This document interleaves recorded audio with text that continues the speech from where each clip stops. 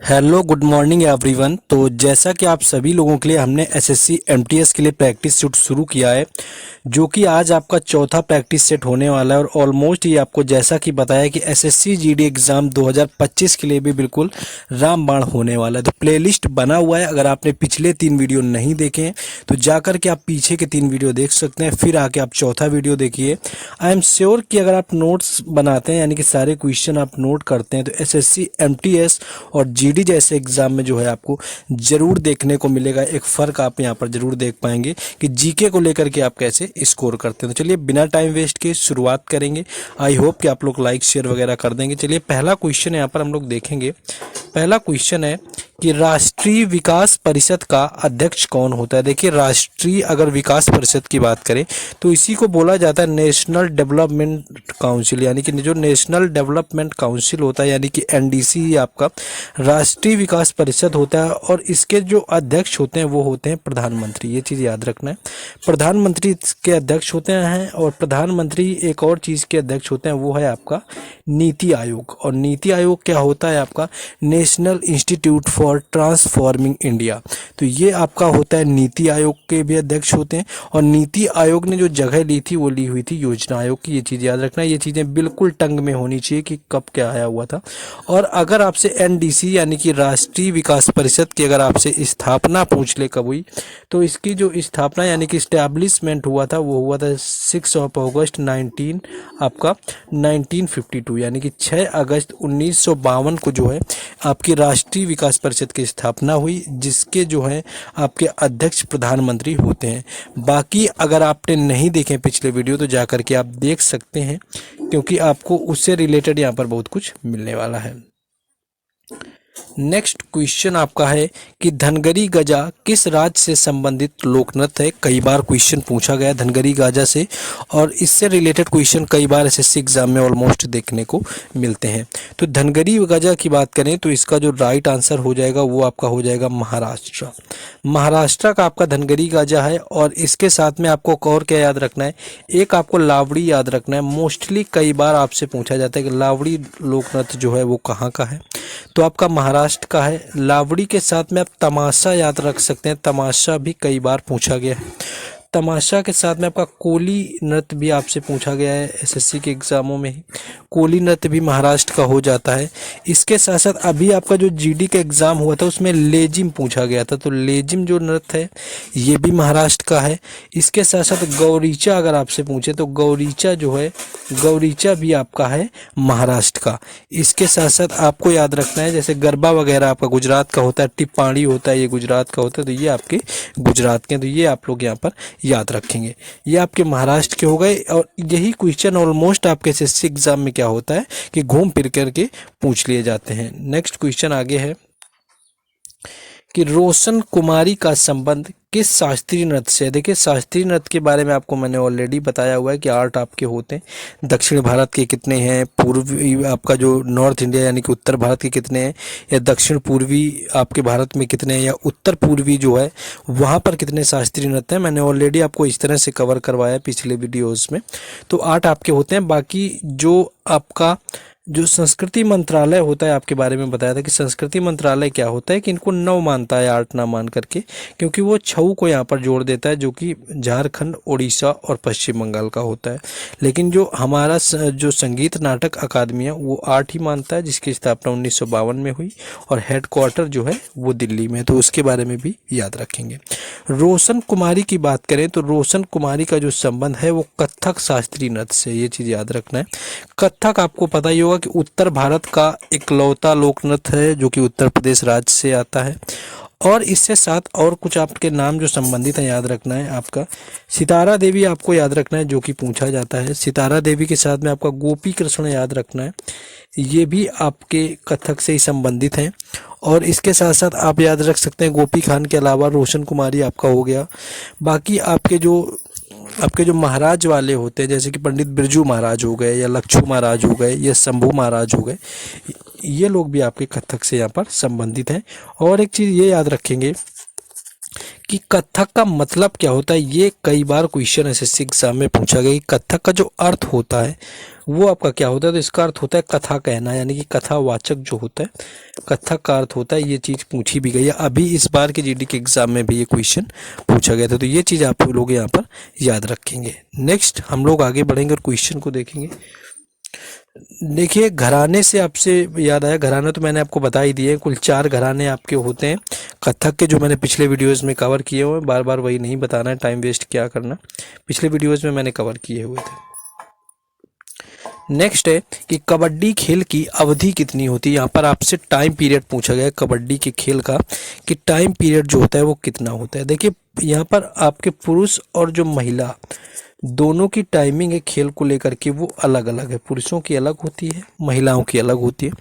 तो पुरुष का जो टाइम होता है कबड्डी का वो 40 मिनट होता है, और जो महिलाओं का होता है वो 30 मिनट होता है। यानी इसमें 20 मिनट की एक पारी होगी, फिर 5 मिनट का ब्रेक लगेगा, और इसमें आपका 15 मिनट की एक पारी होगी और फिर 5 मिनट का ब्रेक लगेगा। यानी महिला 15-15 मिनट की 2 पारी 5 मिनट ब्रेक के साथ में, पुरुष की 20-20 मिनट की 2 पारी 5 मिनट के ब्रेक के साथ में। और क्या याद रख सकते हैं, हाँ इनका आप मैदान की लंबाई चौड़ाई याद रख सकते हैं कि जब पुरुषों के लिए होता है तो पुरुष का 13x10 में खेला जाता है, यानी कि 13x10 मीटर जो होता है लंबाई, और चौड़ाई जो कितनी होती है 13x10 होती है पुरुष के लिए, और महिला के लिए होती है 12x8, यानी कि 12 आपकी लंबाई और 8 आपकी चौड़ाई। ये महिला कबड्डी के लिए है, और आपकी पुरुष के लिए 13x10 है। ये चीज़ें याद रखना है, ऐसे ही क्वेश्चन में मैदान की लंबाई चौड़ाई तक पूछ ली जाती है। आई होप क्लियर हो गया होगा, टाइमिंग हो गया, महिला पुरुष का अलग अलग उनका आपका परिमाप हो गया, मैदान का कितना होता है। और आपका प्रो कबड्डी लीग का सीजन आपका चलता है, जैसे प्रो कबड्डी लीग कौन जीता ये बताते हैं। तो प्रो कबड्डी लीग की शुरुआत आपकी 2014 से हुई थी, और 2014 से इसके साथ में आपका शुरू हुआ था ISL, जिसको इंडियन सुपर लीग आपका बोलते हैं। और इंडियन सुपर लीग जो संबंधित होता है ये होता है फुटबॉल से, ये भी याद रखना है। नेक्स्ट आगे आ जाते हैं अगले क्वेश्चन में हम लोग। नेक्स्ट है कि स्वतंत्र भारत के टेस्ट क्रिकेट मैच के पहले कप्तान कौन बने हुए थे। देखिए टेस्ट क्रिकेट मैच तो के बारे में आपको पता ही होगा। टेस्ट जो क्रिकेट मैच होता है ये आपका 5 दिनों तक चलने वाला मैच होता है। और आपके जो पहले कप्तान देखिए जो आपके बने हुए थे, पहला जो हमारा टेस्ट मैच खेला गया था, देखिए फर्स्ट हमारा टेस्ट मैच कब खेला गया, अगर इसकी बात करें तो ये 1932 में, यानी कि 1932 में खेला गया, और वर्सेस इंग्लैंड, यानी कि इंडिया ने पहला जो आपका टेस्ट क्रिकेट है 1932 में खेला था इंग्लैंड के साथ में। और तब इसके कप्तान बने हुए थे CK नायडू, ये चीज़ याद रखना, ये CK नायडू 1932 में, तो आप समझ गए होंगे आज़ादी के पहले का है। और पहला T20 जो भारत ने खेला था वो खेला हुआ था 2006 के अंदर, पहला T20 भारत ने खेला 2006 के अंदर। और इसमें जो कप्तान बने वो वीरेंद्र सहवाग थे, वीरेंद्र सहवाग बने हुए थे 2006 में कप्तान T20, जो पहला T20 था भारत का। यही चीज़ जब आपसे ये पूछा जाएगा कि वनडे कब हुआ था, तो पहला वनडे भारत ने खेला 1974, यानी कि 1974 में खेला, और ये भी आपका इंग्लैंड के खिलाफ ही खेला गया था। और अजीत वाडेकर आपको याद रखना है, यानी कि अजीत जो वाडेकर हैं ये कप्तान थे पहले वनडे के। तो अजीत वाडेकर पहले वनडे के कप्तान 1974, T20 2006 वीरेंद्र सहवाग, 1932 में पहला टेस्ट इंग्लैंड के साथ में CK नायडू इसके कप्तान। लेकिन आपसे पूछा स्वतंत्रता के बाद, तो स्वतंत्रता के बाद जो पहला टेस्ट मैच के कप्तान थे वो हुए थे लाला अमरनाथ। और लाला अमरनाथ से एक और क्वेश्चन ये बनता है कि भारत के सभी क्रिकेट प्रारूपों में, यानी कि सभी फॉर्मेट में कप्तानी करने वाले कप्तान कौन है पहले, तो वो लाला अमरनाथ ही है, जिन्होंने हर फॉर्मेट में क्रिकेट की कप्तानी की हुई है। नेक्स्ट क्वेश्चन में आ जाएंगे हम लोग। नेक्स्ट देखिए बुक से क्वेश्चन यहाँ पर आ चुका है आपका कि वाई एम आई हिंदू, पुस्तक के लेखक क्यों है, यानी कि मैं जो है हिंदू क्यों हूँ, इसके लेखक कौन है। तो काफ़ी पॉपुलर इसके लेखक हैं, कई बार आ चुके हैं एसएससी एग्जाम में। शशि थरूर जो है, यानी कि शशि जो थरूर हैं ये इसके लेखक हैं वाई एम आई हिंदू।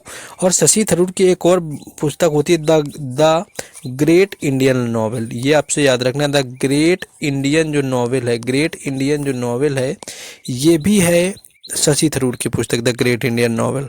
और इसके साथ साथ इनकी एक और याद रखनी है N era of darkness, N era of darkness, ये भी आपको याद रखना है, एन इरा ऑफ डार्कनेस, आप वॉइस पर ध्यान देंगे, हो सकता है इतना अच्छा मैं ना लिख पा रहा हूँ यहाँ पर, क्योंकि इशू है, आप लोग समझ सकते हैं, वीडियो क्वालिटी ज़्यादा अच्छी नहीं कर पा रहे हैं। तो एन इरा ऑफ डार्कनेस आप लोग सुनाई दे रहा होगा, तो आप लोग नोट कर सकते हैं।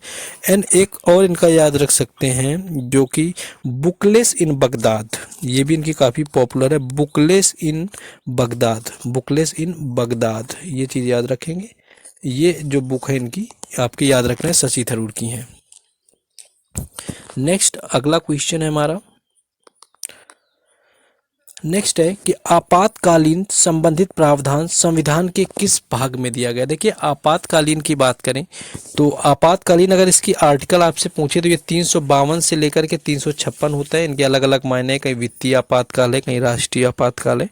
लेकिन आपका लिया ये कहाँ से गया है, लिया गया है जर्मनी से, ये चीज़ भी याद रखनी है, यानी कि जर्मनी से जो है आपातकाल संबंधित प्रावधान लिए गए हैं। लेकिन ये किस भाग में दिए गए हैं, तो इसका जो आपातकाल का भाग है वो है आपका 18, ये चीज़ आपको याद रखनी है। भाग आपका 18 में जो है आपातकाल के बारे में दिया गया है। अगर आपसे भाग 20 पूछते तो भाग जो 20 है आपका, इसमें संविधान संशोधन की बात करी गई है, और संशोधन में आपका जो आर्टिकल है वो 368 है, अनुच्छेद 368 है संशोधन के बारे में, और भाग 20 में दिया हुआ है। भाग 17 आपसे पूछे तो ये भाग 17 में आपके राजभाषा से संबंधित प्रावधान है, यानी जो भाषा है वो हिंदी और लिपि देवनागरी होगी, ये अनुच्छेद 343 के तहत, और ये दिया गया है आपके भाग 17 में, ये आप याद रख सकते हैं। भाग पहले में आपका राज्य और संघ के बारे में दिया है, पहला भाग आपका राज्य और संघ के बारे में दिया हुआ है। दूसरा भाग आपका नागरिकता के बारे में दिया है, ये चीज़ याद रखेंगे। तीसरे में आपके फंडामेंटल राइट यानी कि मौलिक अधिकार आते हैं। चौथे में आपका डीपीएसपी दिया गया है, आपको याद रखना है। और पांचवा जो आपको याद रखना है, पांचवें में आपके संघ के बारे में चर्चा है केवल, और छठे में जो है कोई राज्य के बारे में चर्चा है। इस तरह से आप याद रखेंगे। और आप याद रख सकते हैं जो आपके मौलिक कर्तव्य हैं उनको भाग 4A में रखा गया है, वो 4 में आपके और 5 के बीच में एक पार्ट बनाया गया 4A, जिसमें आपके मौलिक कर्तव्य रखे गए हैं। नेक्स्ट आगे आ जाते हैं। नेक्स्ट है कि भारत की संविधान की 7वीं अनुसूची में क्या दिया गया। देखिए अनुसूचियों की बात करें, कुल 12 अनुसूची हैं संविधान के अंदर, ये चीज़ याद रखना है। और आपका यहाँ पर अगर बात करें 7वीं अनुसूची में, तो 7वीं अनुसूची में 3 और सूचियाँ दी गई हैं, 3 सूची और इसमें शामिल कर दी गई। एक तो बोलते हैं संघ सूची, संघ सूची के बाद में आपकी राज्य सूची, और राज्य सूची के बाद में आपकी समवर्ती सूची। ये आपकी तीनों सूची जो हैं आपके संविधान की 7वीं अनुसूची में दिया गए हैं, और इनको जो लेने का प्रावधान है कि संविधान से आता है, तो इनको लिया गया है ऑस्ट्रेलिया के संविधान से, ये चीज़ याद रखेंगे। और आप क्या याद रख सकते हैं, पहली जो अनुसूची है वो भी आपके राज्य और संघ के बारे में है। दूसरी जो अनुसूची है वो एमपी और एमएलए यानी कि लोकसभा के जो विधायक और सांसद होते हैं उनको जो वेतन दिया जाता है उसके बारे में संविधान की दूसरी अनुसूची में चर्चा करी गई है। संविधान की तीसरी अनुसूची में शपथ से संबंधित प्रावधान दिए गए हैं, किसी जो कोई आपका पॉलिटिशियन है उसके आपका जो दिया गया है शपथ के बारे में। चौथे के बारे में आपका दिया क्या गया है कि राज्य में या आपके जो केंद्र में राष्ट्रपति के द्वारा जो आपके आपका जो राज्य विधान परिषद होता है उसमें क्या होता है, सीटों का जो आवंटन है वो राज्य विधान परिषद में वो अनुसूची 4 में आपका दिया गया है।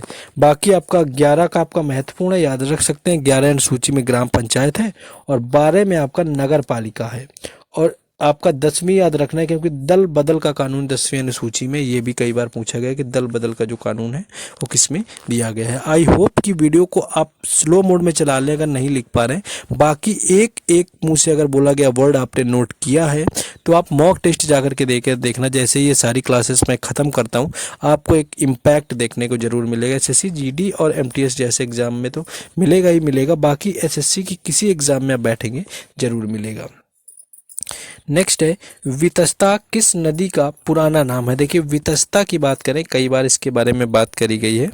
तो वितस्ता जो नदी है ये आपकी आती है, झेलम का पुराना नाम है, ये चीज़ याद रखना है। झेलम जो नदी है ये जम्मू कश्मीर की है और इसका जो नाम है पुराना वो आपका है यहाँ पर वितस्ता। सुतुद्री का आप याद रख सकते हैं, एक आपका नाम पुराना था सुतुद्री जिसको वर्तमान में बोलते हैं सतलज। ये कुछ नदियाँ हैं जिनके नाम पूछे भी जाते हैं। परुष्णी नदी आपसे पूछा जाए, अगर परुष्णी नदी पर आपका का पुराना नाम किसका है?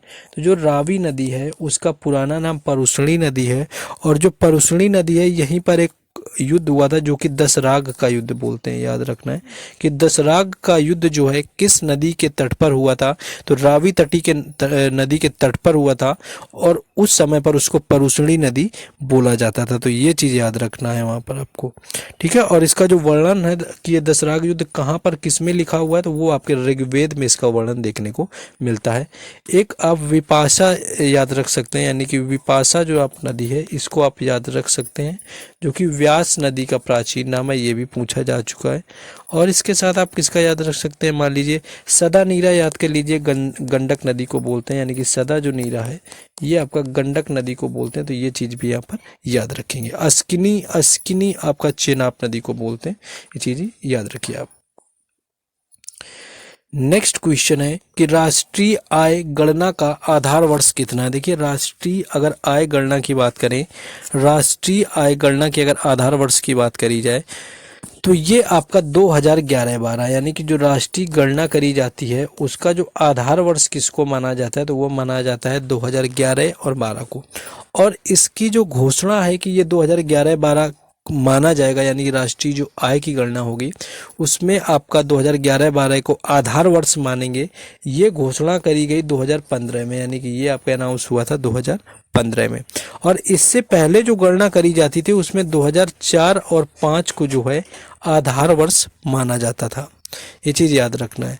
बाकी राष्ट्रीय आय की अगर जनगणना की बात करें कि जो नेशनल इनकम है इसकी सबसे पहले जो है गणना किसने करी या कब करी, ये अगर आपसे कोई पूछे तो दादा भाई नेहरूजी थे, याद रखना है, जिनको आपका great grand old man of India आपको बोलते हैं, वयोवृद्ध पुरुष जिनको बोलते हैं। तो दादा भाई जो नौरोजी थे, इन्होंने राष्ट्रीय आय का जो है गणना करने का पहला प्रयास किया हुआ था आपका 1867-68 के टाइम पर किया हुआ था। 1867 से 68 में पहला प्रयास था दादा भाई नेहरूजी के द्वारा।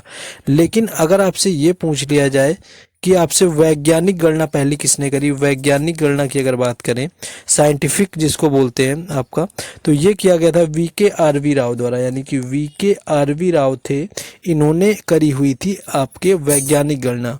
लेकिन आधिकारिक यानी कि ऑफिशियल जो गणना है वो करी गई PC महालनोबिस के द्वारा। PC महालनोबिस थे जिन पर दूसरी पंचवर्षीय योजना आधारित थी, इन्होंने करी हुई थी जो है आधिकारिक गणना, जो कि 1949 यानी कि 1949 में देश के आज़ादी के बाद जो है PC महालनोबिस के द्वारा करी गई थी।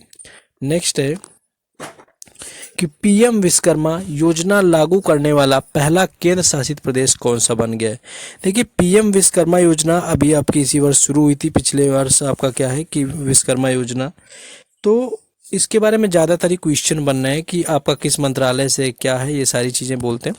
तो पहली चीज़ तो लागू करने वाला जो आपका पहला केंद्र शासित प्रदेश पूछा तो जम्मू एंड कश्मीर है।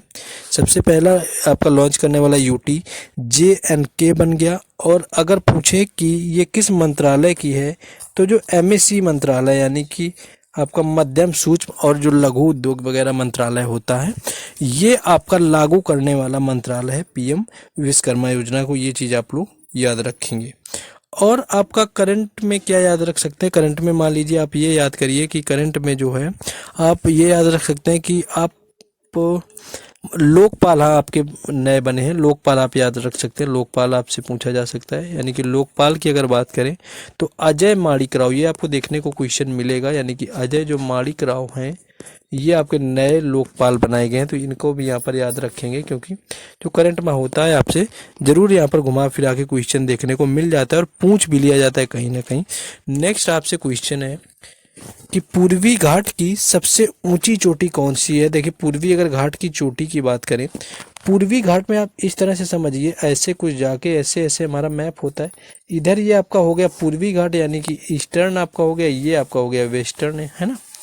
तो पूर्वी घाट में क्या है कि पूर्वी घाट की सबसे ऊंची चोटी मानते हैं महेंद्रगिरी को, और ये SSC का क्वेश्चन है, MTS में पूछा भी गया है। महेंद्रगिरी जो चोटी है ये पूर्वी घाट की सबसे ऊंची चोटी है, और इसकी अगर ऊंचाई यहाँ पर अगर आपसे पूछे तो 1510 किलोमीटर इसकी ऊंचाई है, यानी कि हाइट है। और जो कि उड़ीसा में आती है। अगर आपसे पूछे ये कहाँ पर आती है महेंद्रगिरी की चोटी, तो ये उड़ीसा में आती है। लेकिन अगर आपसे यही पश्चिमी घाट की पूछ ले कि पश्चिमी जो घाट है उसकी सबसे ऊंची चोटी कौन सी है, तो पश्चिमी घाट की आ जाती है अन्नामलाई। यानी कि अन्नामलाई की जो आपकी चोटी है ये पश्चिमी भारत की सबसे ऊंची है और दक्षिण भारत की भी सबसे ऊंची चोटी मानी जाती है, वो भी है। तो इसको आपका लंबाई की अगर बात करें तो 2695 मीटर है, ये इसकी लंबाई है अन्नामलाई पहाड़ी की, पश्चिमी घाट की सबसे ऊंची चोटी जो कि दक्षिण भारत की भी सबसे ऊंची चोटी है। और अगर आपसे नीलगिरी की पहाड़ियाँ पूछ रहे हैं, नीलगिरी की पहाड़ियाँ क्या हैं कि जहाँ पर आपके मिलते हैं पश्चिमी और पूर्वी घाट, तो इसकी सबसे ऊंची चोटी है डोडा बेटा, ये याद रखना है। यानी कि डोडा बेटा जो है, डोडा बेटा जिसको बोलते हैं, ये है पश्चिमी घाट की सबसे ऊंची चोटी। और आपकी सॉरी पश्चिमी नहीं, आपके नीलगिरी जो है, नीलगिरी की सबसे ऊंची चोटी जो है वो डोडा बेटा है और ये आती है तमिलनाडु में। ये चीज़ याद रखना, ये कहाँ पर आती है, तमिलनाडु में आती है। बाकी इसकी जो ऊंचाई है वो 2600 आपके 37-38 किलोमीटर आपके मीटर के आसपास है, यानी 2600 प्लस आप समझ सकते हैं मीटर है यहाँ पर पूर्वी घाट की ऊंचाई। नेक्स्ट है कि 2028 के ओलंपिक किस देश में होंगे, तो 2028 के ओलंपिक की बात करें तो आपका अभी तो 2020 का तो आपको पता ही है टोक्यो में हुआ था, और टोक्यो में होने के कारण क्या है कि ये आपका इसमें 7 पदक भारत ने जीते थे। 2024 का जो आपका होना है ये पेरिस में होना है, ये चीज़ याद रखना है। और 2028 का आपसे बात करें तो ये 2028 का आपका लॉस एंजल्स में होगा, ये चीज़ भी याद रखना है। यूएसए का आपका है, यानी कि अमेरिका लॉस एंजल्स में 2028 का होने वाला है, जो कि आपसे क्वेश्चन में पूछा गया है। नेक्स्ट क्वेश्चन है कि मीम कुट उत्सव किस राज्य में मनाते हैं। देखिए कुट किसी नाम में भी आ जाए, आपका कुट अगर किसी नाम के शब्द में आपको अगर देखने को मिल जाता है तो आप ये समझिए कि वो जो है आपके कहाँ का होगा, मिजोरम का होगा। चाहे फिर आपका मीम कुट हो, चाहे आपका मान लीजिए चाप चारकुट हो, चाप चारकुट भी होगा तो ये भी आपका मिजोरम का ही होगा, मीम कुट हो गया। और यहाँ पर आपका खुआदो कुट एक होता है, आपका खुआदो कुट होता है, ये भी आप समझिए कि आपके कहाँ का है। खुआदो कुट आपका है, खुआदो कुट जो है मिजोरम का, कोई भी कुट आ जाए आप लोग मिजोरम का यहाँ पर याद रखेंगे। बाकी आपका चेराव नृत्य हो गया, बांस नृत्य वगैरह भी ये वहीं का आता है। नेक्स्ट है आपका कि अलाउद्दीन खान किस वाद्य यंत्र से संबंधित हैं। अलाउद्दीन अगर खान की बात करें तो इनका जो संबंध है वो है आपका सरोद से, याद रखना है। यानी कि अलाउद्दीन खान जो हैं सरोद से संबंधित हैं और इनकी ही बेटी हैं अन्नपूर्णा देवी। बाकी ये देखिए अन्नपूर्णा देवी हैं, इनका नाम अन्नपूर्णा देवी था, ये हिंदू थी, बन गई थी शायद, आई थिंक इन्होंने धर्म अपनाया था। अलाउद्दीन की जो बेटी थे अन्नपूर्णा देवी, इनका जो संबंध है वो सुरबहार से, इनके बारे में भी पूछा जाता है। और याद रख सकते हैं कि अलाउद्दीन के साथ में अमजद अली खान बड़ा नाम है, जो कि सरोद के मामले में आपसे पूछा जाता है। और अमजद अली खान के जो हैं 2 बेटे हुए, अमान अली खान, यानी कि अमान अली खान हो गया और अयान अली खान हो गया। इनके बारे में भी पूछा जाता है क्योंकि जो 2014 का नोबेल प्राइज़ जो आपका था, यानी कि 2014 का जो है नोबेल पुरस्कार डिस्ट्रीब्यूट किया हुआ था, तो उस समय इन लोगों ने सरोद बजाया हुआ था, अमान अली खान और अयान अली खान ने, जो कि अमजद अली खान के बेटे थे। तो ये चीज़ यहाँ पर याद रखेंगे। तो ये कुछ क्वेश्चन थे, मैंने पूरा इफ़र्ट दिया है कि आपको बेहतर से बेहतर कंटेंट दें, क्योंकि मान लीजिए 20 से 25 मिनट के अंदर इतनी सारी आपको कंटेंट देना काफ़ी आपका टाइमिंग आप समझ सकते हैं, काफ़ी टाइम लगेगा। यही अगर आराम से बताया जाए तो ये मानिए कि आपका 80 से 90 मिनट चला जाएगा, 1-1.5 घंटा आराम से इतने क्वेश्चन में आपका चला जाता है। तो आप लोग आई थिंक इस जो मेहनत है, मेरे हार्डवर्क को आप लोग वेस्ट नहीं होने देंगे, लगातार आप लोग नोट्स करते रहेंगे। बाकी आप लोग लगातार इसका फ़ायदा उठाएंगे और जैसे ही एग्ज़ाम आएगा तो उसमें आप लोग ज़रूर अच्छा स्कोर करके आएंगे। साथ ही साथ आप लोग बाकी शेयर वगैरह कर सकते हैं, इससे मेरा भी थोड़ा बेनिफिट हो जाएगा कि आप लोग जैसे करते हैं लाइक शेयर वगैरह कमेंट वगैरह, तो थोड़ा मुझे भी पब्लिसिटी मिलेगी, लोगों तक मैं शायद ज़्यादा पहुंच पाऊँ। ये आप पर डिपेंड करता है। बाकी चैनल को जो लोग ना किए हों सब्सक्राइब कर लें। हाँ, हर अपडेट आपको हम टेलीग्राम चैनल और व्हाट्सएप ग्रुप पर देते रहते हैं, जिनके लिंक आपको डिस्क्रिप्शन में दिए गए हैं, तो जाइए वहाँ से जुड़ जाइए। बाकी आपसे कल मिलेंगे नेक्स्ट वीडियो में। जय हिंद।